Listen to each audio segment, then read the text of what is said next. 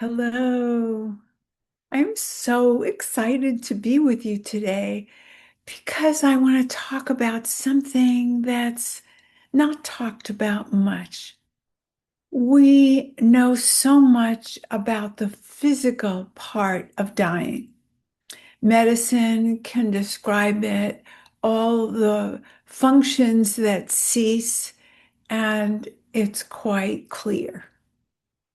But what we don't know about is the consciousness. Really, we don't know everything about the consciousness of being alive, and we don't know everything about what happens in death. And let me say, first off, I have no program to sell you, and I'm not selling you my ideas. In fact, all I'm offering is to share the openings that I've had from concrete death to the mystery of something else. So let me begin by telling you that before Melissa died, I had an extraordinary experience with death.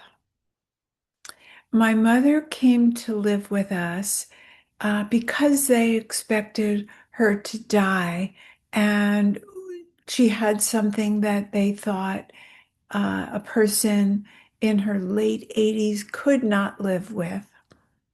And so we brought her home to our house. And the funny part is, she got so happy that she lived 3+ years beyond when they thought she would die. But that's not the funny part of the story. Eventually, she did weaken and died. And the nurse certified that she was dead. And something had happened before with my sharing with a girlfriend. And thank God I did share this. And thank God my friend was so brilliant.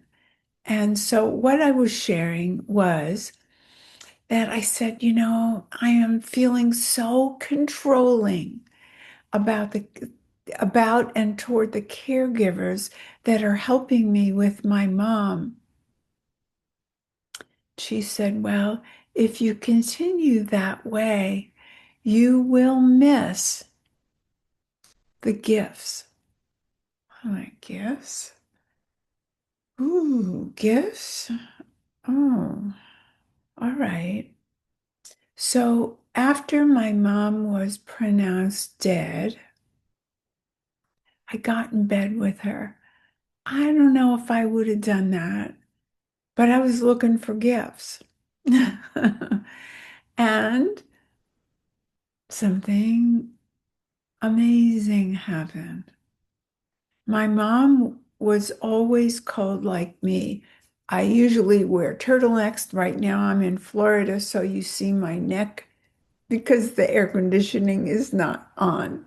But normally I'm all bundled up. We both always have cold hands. My mom was burning up. Her hands were hot. And I took her hand and intertwined my fingers, and she yelled back.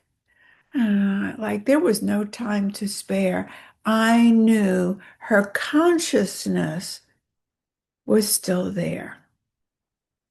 So what I did was put the telephone on her ear and called up my sister, called my daughters. I wanted everyone who loved her, my niece, to speak to her,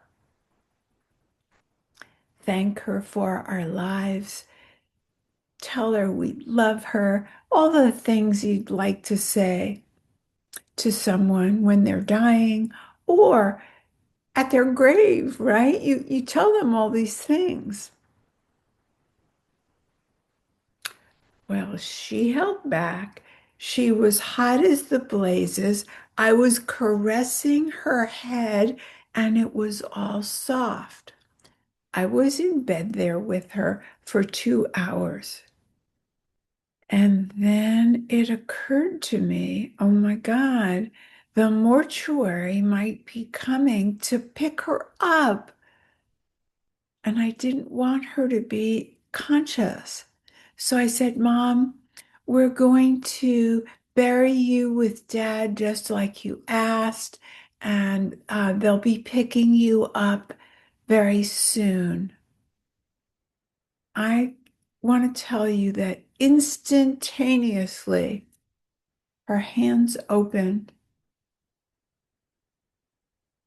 They weren't hot. I touched her head, and in that second, it felt rigid.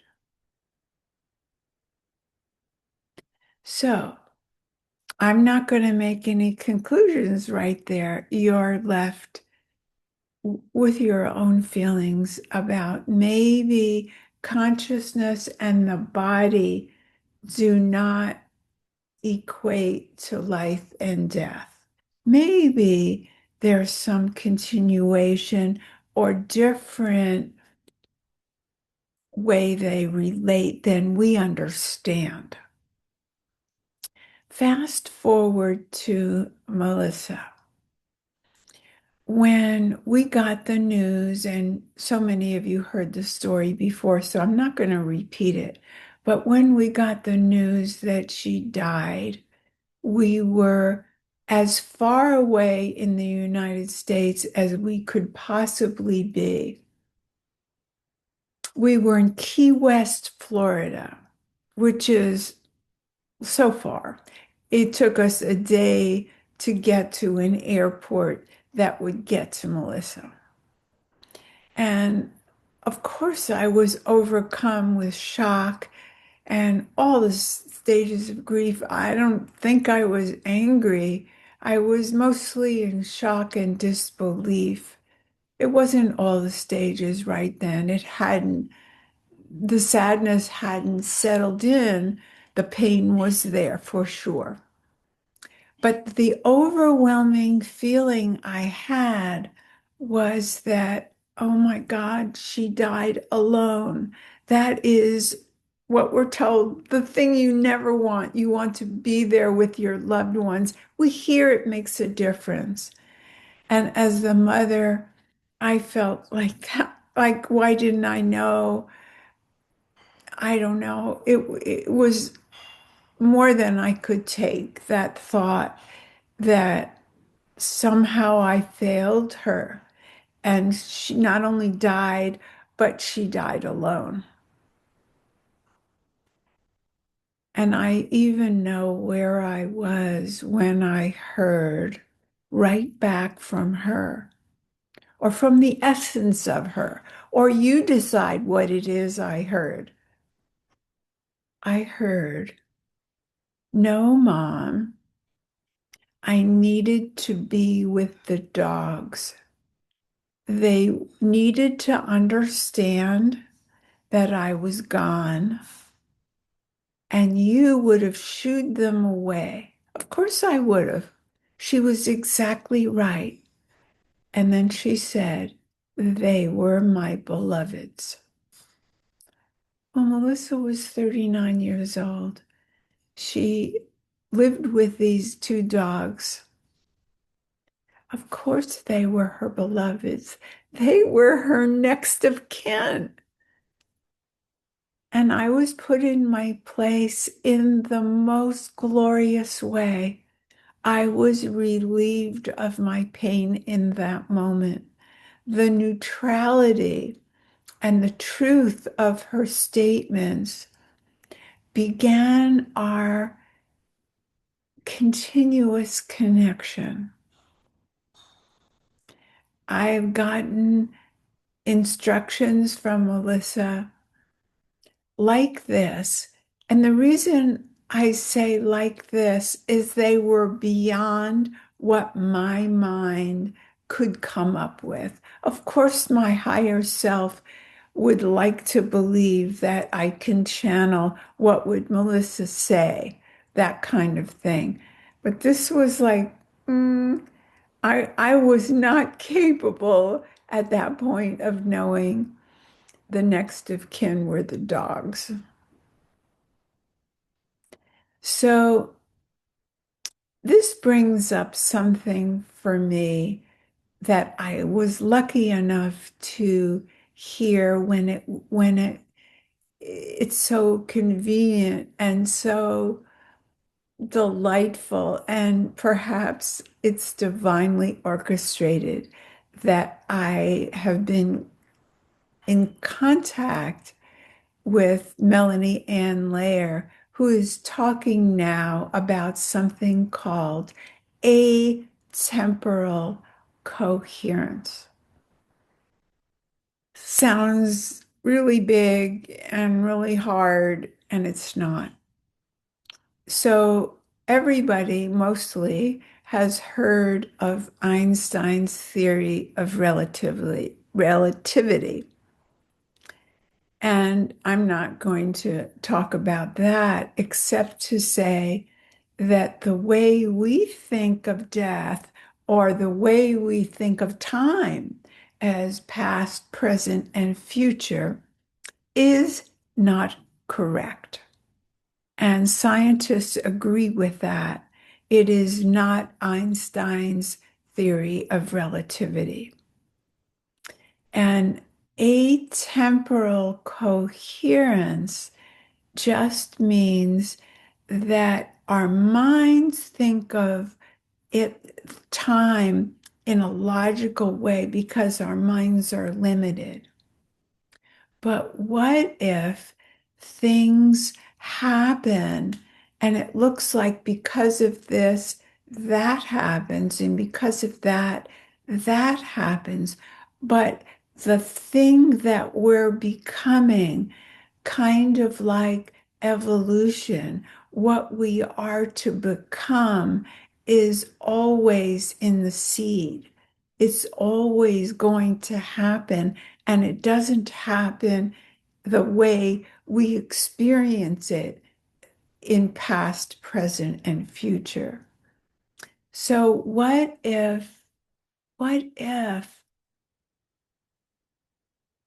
death could have some of this atemporal coherence, that there might be a continuity?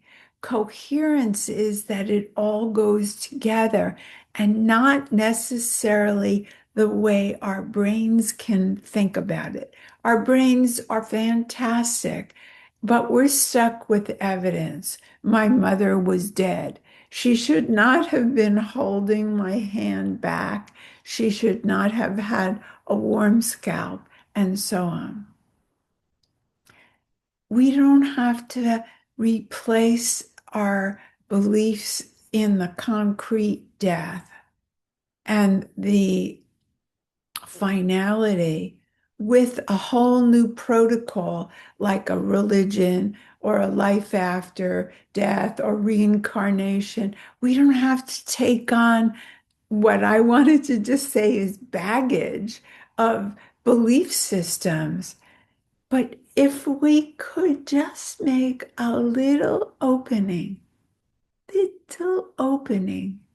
in our beliefs, we might find a connection with people and the mystery of life.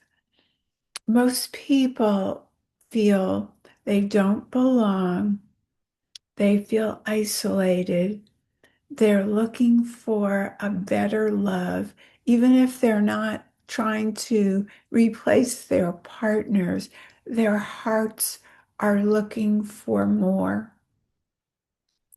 What if we're not stuck in the limitations in the way we've believed?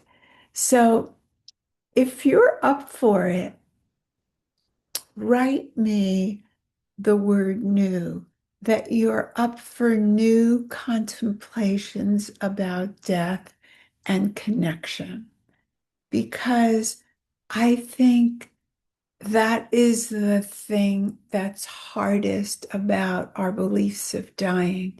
We don't want to be disconnected from people and from life. And what if it's not exactly the way we've been taught? Bye for now. More is coming.